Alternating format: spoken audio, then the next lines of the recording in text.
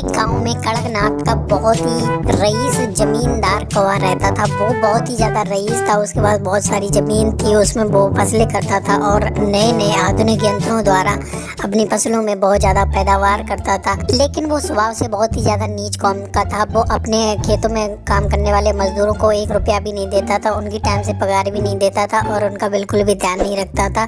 सारे मजदूर उससे बहुत ज्यादा परेशान थे। एक बार सभी इकट्ठे होते हैं और कहते हैं कि हमारे मालिक तो हमसे दिन भर काम कराते हैं और हमें टाइम पर पैसा भी नहीं देते हैं। कल मेरी बेटी बीमार थी, मैंने उनसे पैसे मांगे तब भी उन्होंने नहीं दिए। सभी सोचते हैं काश ऐसा कोई उपाय हो जिससे मालिक का माथा घूम जाए और हम सबको वो भले भांत जानने लगे और हम जरूरत पड़ने पर हम सभी पक्षियों की मदद करें। तो वो ऐसा सोचते हुए अपना काम खत्म करके रास्ते से जा रहे होते हैं। रास्ते में उनको उल्लू पंडित मिलते हैं। वहाँ पर वो उनसे पूछते हैं, तुम सभी पंछी इतने ज़्यादा परेशान क्यों?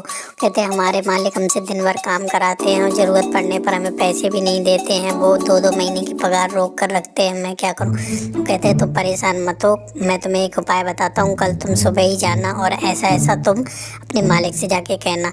तो टुन्नू चिड़ा ऐसा ही करता है। अगले दिन वो मिठाई का डिब्बा लेकर अपने मालिक के पास पहुंचता है और कहता है, मालिक मेरी एक मुराद पूरी हुई है। गांव में पहुंचे हुए बहुत अच्छे पुजारी आए हैं, उन्होंने मेरी मनोकामना पूरी, आपको भी उनके पास जाना चाहिए। तो कहता है, अच्छा ऐसी बात है। उसके बाद कड़कनाथ फटाफट वहाँ पर पहुँचता है जहाँ पर वो साधु महात्मा थे। तो वो पुजारी कड़कनाथ से कहता है कि तुम्हें अपनी आदतें सुधारनी चाहिए। तुम्हारे पूर्वज तुमसे बहुत ज़्यादा रुष्ट हैं, तुम्हें गड़ा हुआ खजाना मिलने वाला था लेकिन वो अटका हुआ है इसी वजह से, क्योंकि तुम दूसरों के साथ दुर्व्यवहार करते हो, उन्हें समय पर ज़रूरतमंदों की मदद नहीं करते हो। तो वो कहते हैं, मैं आज से अपने अंदर सुधार करूंगा और अपने मजदूरों की टाइम पर पगार दूंगा, सब काम करूंगा, लेकिन मेरे रूठे हुए प्रभु जी को मना लीजिए।